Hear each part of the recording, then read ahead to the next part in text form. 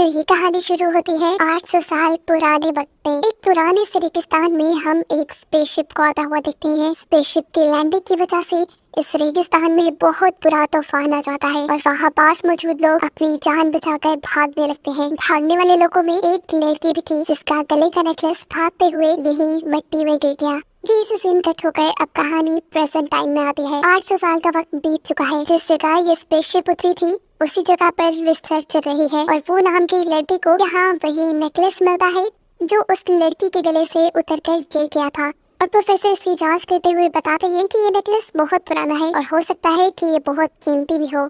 ये जानकर वो खुश हो जाता है। टी डे में वहाँ जॉन नाम का एक आदमी आता है जो कहता है कि तुम्हें यहाँ जो भी चीज मिलेगी वो तुम्हारे पास मेरी इमानत है। जिसके जवाब में वो कहता है तुम्हारी कहाँ से, ये जगह चाइना की है और यहाँ से हमें जो भी चीज मिलेगी वो चाइनीज हुकूमत की इमानत होगी। इस बात से चिढ़कर जॉन वहाँ से चला जाता है। हमें मालूम होता है कि वो और उसके प्रोफेसर की टीम यहाँ कई सालों से रिसर्च कर रही है और रिसर्च के बाद इन्हें मालूम हुआ कि इस जमीन के नीचे कई सौ साल पहले एक लुलान नाम का शहर हुआ करता था। इन्हें वहाँ लकड़ी के कुछ टुकड़े भी मिले थे जिन्हें मिलाने पर वहाँ लुलान शहर का नक्शा बनता था। इस नक्शे को और लड़की के नेकलेस को देखते हुए प्रोफेसर ने एक कहानी बनाई। जमीन के नीचे मौजूद शहर की हालत उन्हें ये बता रही थी कि 800 साल पहले जरूर वहाँ पर कहत आया होगा और ये नेकलेस उस टाइम पे सिर्फ मोंग पैदा करती थी। यानी वहाँ पर मोंग उनकी रिलीजियस मास्टर एक लड़की थी और उसी का ये नेकलेस था। कहत पड़ने पे वो मोंग टेंपल की तरफ आ गई होगी लेकिन फिर तूफान के तेज होने पर उसकी मौत हो गई। सीन कट होकर पास में जाता है जहाँ हम उसी मोंग को देख रही है जिसके बारे में वो और उसकी टीम बात कर रहे थे। इस मोंग का नाम यमन था जो अपने साथी जिन के साथ तूफान से बचकर भाग रही थी। ये लोग मुश्किल से टेंपल तक तो पहुंच जाते हैं लेकिन जिन की हालत बहुत ज्यादा खराब हो चुकी थी। हमें मालूम होता है कि जिन यहाँ लुलान शहर का बादशाह था लेकिन अब उसकी हालत खराब थी।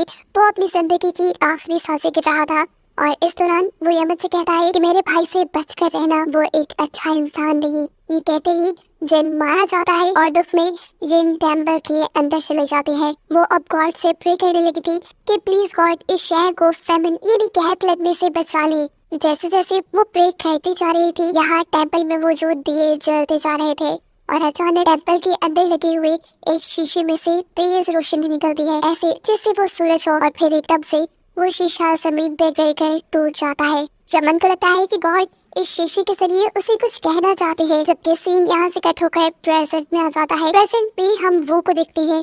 वो और उसकी प्रोफेसर की टीम अब लुलान शहर से मिले हुए सारी पुरानी चीजों को इकट्ठा करके वापस यूनिवर्सिटी की तरफ जा रहे थे। इस बात से अनजान कि उनके पीछे कोई लगा हुआ है। या दो लोग छुपकर उनकी ट्रेन में बैठे हुए थे जो असल में उनके दुश्मन जॉन के साथ ही थे। जॉन दरअसल लुलान शहर से मिली हुई सारी चीजें अपने पास रखना चाहता था क्योंकि लुलान शहर आज से 800 साल पहले ही खत्म हो चुका है और अगर आज के जमाने में कोई इसकी खोज करता है तो गवर्नमेंट की तरफ से उसे बहुत बड़ा इनाम दिया जाएगा। लुलान शहर के सारे सबूत, सारी चीजों को खुद हासिल करके जॉन गवर्नमेंट से मिलने वाला इनाम खुद पाना चाहता था। दिखाया जाता है कि अब जो उनके हाथ में वो को शूट करने ही वाले थे क्योंकि लू ने उनके हाथों से लुलान शहर का सामान बचा लिया था। इससे पहले कि ये लोग वो को मार देते एकदम से ट्रेन में बैठे हुए सारे पैसेंजर्स खड़े हो जाते हैं। उनके हाथों में पिस्टल्स थी और हमें मालूम हुआ था कि असल में ये चाइनीज सोल्जर्स थे जो उनके दोनों साथियों को उठाकर ट्रेन से बाहर फेंक देते हैं। जिसके बाद वो अपना सामान चेक करने लगता है। वो जैसे ही सूटकेस खोलता है तो उसे वही मिरर दिखाई देता है जो 800 साल पहले हमने यमन के पास देखा है। इस मिरर को देखते ही वो डर गया क्योंकि ये मिरर टूटा हुआ था और उसे लगा शायद ये उसकी वजह से हुआ है, पर वो हकीकत नहीं जानता कि ये मिरर टूटा हुआ ही था। इस मिरर को वो अपने घर ले आया। बहुत कोशिश करने के बावजूद भी वो शीशा नहीं जुड़ता। सीन कट होकर पास में हमें दोबारा यमन को दिखाया जाता है जो इस शीशे में देखते हुए दोबारा गॉड से प्रे कर रही थी कि सब कुछ ठीक कर दे। उसके प्रे करते ही हम देखते हैं कि शीशे के अंदर अजीब सा जादू होने लगा और वो शीशा खुद ब खुद जुड़ने लगा। प्रेजेंट टाइम में उसी तरीके से वो का शीशा भी जुड़ने लगा था और इस शीशे के अंदर से अब रोशनी भी निकल रही थी। एकदम से वो को किसी लड़की की आवाज आती है। वो इधर उधर देखता है, वहाँ तो कोई लड़की नहीं थी, इसलिए वो डर गया। एकदम से उसकी नजर जब शीशे के ऊपर गई तो उसने वहाँ पे यमन को देखा। इस मिरर के जरिए यमन वो को देख पा रही थी और वो यमन को। यानी साफ मतलब था कि इस मिरर ने दो टाइमलाइंस को जोड़ दिया था। यमन को लगता है कि वो एक गॉड है, इसीलिए वो उससे प्रे करने लग जाते हैं। या वो जो ये बात नहीं समझ पा रहा था कि यमन कौन है और इस मिरर के अंदर कैसे आ पाई, वो इन सवालों का जवाब जानने के लिए यमन के बैकग्राउंड में गौर से देखने लग जाता है। तो तब उसे यमन के बैकग्राउंड में कुछ तस्वीरें नजर आती हैं। ये तस्वीरें उसने नुलान शहर के नक्शे पे भी देखी थी और अब वो बिना वक्त जाए कि ये बात समझ चुका था कि इस शीशे ने 2 टाइमलाइंस जोड़ दी है और वो 800 साल पीछे नुलान शहर में देख पा रहा है। वो यमन को बताता है कि वो कोई गॉड नहीं है बल्कि एक आम इंसान है जो फ्यूचर से उससे बात कर रहा है। वो यमन से रिक्वेस्ट करता है, क्या तुम अपनी इर्द गिर्द की चीजें मुझे दिखा सकती हो? यमन उसके कहने पे ऐसा करने लगती है। इसके बाद वो बहुत सारे यमन से सवाल करता है लुलान शहर के बारे में और यमन उसके सारे सवालों के जवाब देने लग जाते हैं। लुलान शहर की जिन चीजों के बारे में ये लोग जानना चाह रहे थे, यमन के जरिए वो सारी बातें पता चल चुकी थी। ये सब जानकर वो बहुत ज्यादा खुश था। उसने सारे सवालों के जवाब ढूंढ लिए थे, लेकिन इससे पहले कि अब वो यमन से कुछ और पूछता या उसे कुछ कहता, वो देखता है कि यमन की तबीयत खराब होने लगी है। वो जल्दी से अपनी फ्रिज से जाकर कुछ खाने को लेकर आता है और उसे यमन को दे देता है। यमन भी इस मिरर के अंदर हाथ डालकर उस चीज को पकड़ लेती है और उसे खाने लगती है। ये खाने में बहुत मजेदार था। यमन ने अपने टाइम में ऐसी चीज कभी नहीं खाई थी। खाते हुए यमन वो से बातें करने लग जाती है और देखते ही देखते इनके दरमियान में अच्छी अंडरस्टैंडिंग हो जाती है। अब दिखाया जाता है कि थोड़े से ही अरसे में वो ने यमन की दी हुई इंफॉर्मेशन के जरिए लुलान शहर के ऊपर एक बुक लिख डाली थी। इतनी बड़ी खोज करने के लिए वो को गवर्नमेंट की तरफ से बहुत बड़ा इनाम भी दिया जाता है। इस सेरेमनी में हम देखते हैं कि जॉन भी था, जो वो की इस कामयाबी से काफी हैरान था। उसे समझ नहीं आ रही थी कि वो ने इतनी जल्दी और इतने सारी सच्चाइयों का कैसे पता चला लिया। वो समझ आता है कि इसके पीछे कोई तो राज है। फिर हम देखते हैं कि वो अब अपने घर जाता है और उस मिरर के जरिए दोबारा यमन से कांटेक्ट करता है। आज यमन काफी उदास लग रही थी। वो पूछता है, क्या हुआ तुम्हें? जिसके जवाब में यमन बताती है कि यहाँ बहुत बड़ी तबाही आ गई है। हमारा राजा बहुत ज्यादा बुरा है। पहले यहाँ का राजा जिन हुआ करता था, वो बहुत रहमदिल था, लेकिन फिर उसके भाई ने उसके साथ गद्दारी की और ये हुकूमत खुद संभाल ली, जिसके बाद से ये शहर तबाही की तरफ जाता जा रहा है। यमन वो को अब उस स्पेसशिप के बारे में भी बताती है जिसे कहानी के स्टार्ट में हमने पास्ट में लैंड होते देखा था। यमन उसे बताती है कि एक उड़ने वाली चीज के जरिए गॉड हमारे यहाँ आए हैं, जिसे वो बुरा बादशाह मारना चाह रहा है। वो ये बात समझ जाता है कि यमन एलियंस के बारे में बात कर रही है। जरूर वो स्पेसशिप में यहाँ आए होंगे और उस राजा ने एलियंस को मार दिया होगा। जिस टाइम ये दोनों बातें कर रहे थे, हम देखते हैं कि वो की साथ ही दरवाजे के बाहर से उनकी सारी बातें सुन लेते हैं। इससे पहले कि वो भी अंदर आती, पीछे से उसे जॉन के लोग किडनैप कर लेते हैं और अब इसी लड़की के जरिए जॉन को वो का राज पता चल जाता है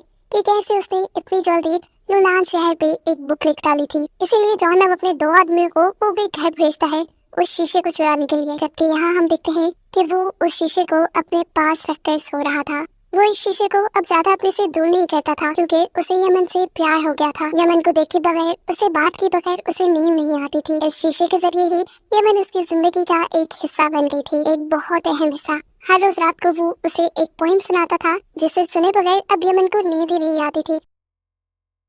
यमन के सोने के बाद भी वो यमन को देखता रहता था, यहाँ तक कि अब तो उसके ख्वाबों में भी यमन ही आने लगी थी। यहाँ दिखाया जाता है कि चुपके से जॉन के 2 आदमी वो के घर घुस गए, लेकिन किस्मत से वो को उनके आने का पता सुन गया और वो अपना शीशा उठाते हुए अपने कमरे की पीछे वाली खिड़की से वहाँ से भाग गया। वो एक साइड पे छुपकर यमन को शीशे के जरिए अपनी सारी कंडीशन बताने की कोशिश करता है कि कैसे उसके पीछे एक जॉन नाम का आदमी पड़ा है जो इस शीशे को लेना चाहता है। इससे पहले कि वो और भी कुछ बता पाता, वो के कंधे पर जॉन हाथ रख देता है और उसके हाथ से शीशा ले लेता है। वो को जॉन के लोग पकड़ लेते हैं, जबकि दूसरी तरफ हमें दिखाया जाता है कि यमन के इस टेंपल के अंदर भी लुलान के बुरे बादशाह के सिपाहियों ने आकर यमन को भी पकड़ लिया था और इन दोनों के दूर होने की वजह से इस मिरर का पोर्टल बंद हो चुका था। यमन को अब राजा के सामने लेकर जाया जाता है और राजा उससे इस मिरर की सच्चाई पूछते हैं, जिसपे यमन तो कुछ नहीं बोलती, लेकिन उसका सिपाही बोलता है कि ये जादुई शीशा है, इसके जरिए हम जन्नत में भी जा सकते हैं, लेकिन इस शीशे को सिर्फ यमन ही खोल सकती है क्योंकि वो एक मोंक है।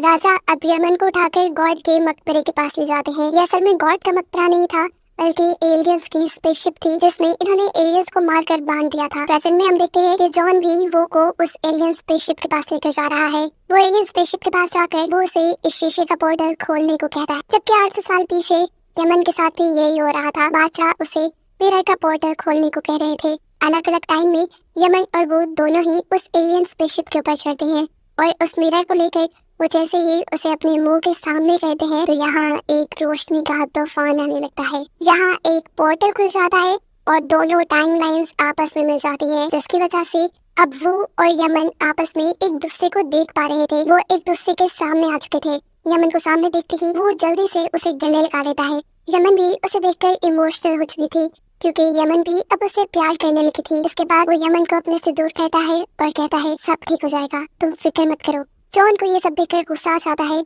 और गुस्से में वो जॉन को गोली मार देता है। उसकी गोली मारने से ये पोर्टल बंद होने लगा था। दूसरी तरफ 800 साल पीछे यमन को भी बादशाह के सोल्जर्स ने पकड़ लिया। यहाँ वो जिसे कंधे में गोली लगी थी उसके साथ ही उसकी जान बचाने के लिए उसे रेस्क्यू कर लेती है और इस बंद होते पोर्टल से बादशाह और उसके कई सोल्जर इस फ्यूचर की दुनिया में आ जाते हैं। दिखाया जाता है कि यमन 800 साल पीछे ही रह गई थी और बादशाह के इधर आते ही पोर्टल बंद हो चुका था। ये बुरा राजा जॉन से पूछता है क्या यही जन्नत है? जॉन कहता है हाँ यही जन्नत है और मैं तुम्हारा खुदा हूँ। ये सुनकर उस बुरे राजा को गुस्सा आ जाता है क्योंकि खुदा तो वो खुद बनना चाहता था। इसी गुस्से में वो अपने सोल्जर के हाथ से उसका वेपन उठाकर जॉन के एक आदमी को मार देता है। इस तरह जॉन और राजा के दरमियान में एक जंग छिड़ जाती है। राजा के सोल्जर्स के पास पुराने जमाने के वेपन्स थे जबकि जॉन के लोगों के पास आम सी पिस्टल्स थी। इससे पहले कि इनके दरमियान हुई जंग कोई और शक्ल लेती, एकदम से इस जगह दोबारा रेत का तूफान आ जाता है और ये सारे के सारे इस तूफान के अंदर धंस जाते हैं। लकीली वो और उसके साथी जो पहले ही यहाँ से भाग गए थे वो इस तूफान से बच गए थे। सीन कट होकर हमें कई साल बाद का सीन दिखाया जाता है। वो अब बूढ़ा हो चुका है। वो दोबारा इस जगह आया है क्योंकि अभी भी यहाँ पर रिसर्च जारी है। यहाँ पर अब कोई और टीम रिसर्च कर रही थी और इन्हें यहाँ पे और भी पुरानी चीजें मिली थी। उन्हीं में से एक चीज को वो उठा कर देखता है, उसमें एंशिएंट यानी पुरानी लैंग्वेज में कुछ लिखा हुआ था। यमन के साथ बातें कर करके उसे पुरानी लैंग्वेज तो आ गई थी, इसीलिए वो बहुत ही आसानी से ये लैंग्वेज पढ़ पा रहा था। इस पत्थर पे वही पोएम लिखी थी जो वो पुराने जमाने में यमन को सुनाया करता था। ये यमन का लिखा हुआ था। ये यमन का था जिसे देखते हुए उसकी आंखों में आंसू आ जाते हैं और इसी टुकड़े को देखते हुए वो कोई इस बात का भी अंदाजा हो गया था कि उस दिन पोर्टल बंद होते हुए यमन मरी नहीं थी, वो जिंदा रह गई थी और उसने अपनी बाकी पूरी जिंदगी वो को याद करते हुए गुजार दी। वो भी यमन को याद करते हुए मुस्कुराता है और ये कहानी यही खत्म हो जाती है।